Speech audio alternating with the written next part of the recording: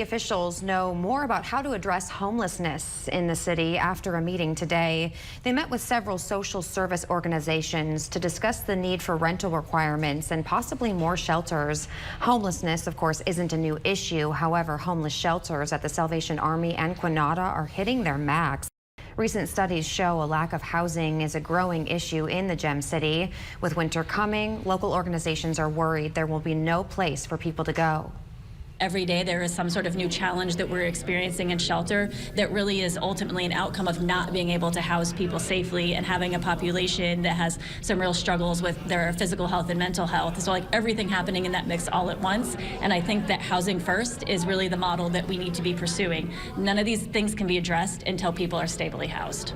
If the only way to inspect is based on a complaint, we really don't have a fair method of inspecting rental units.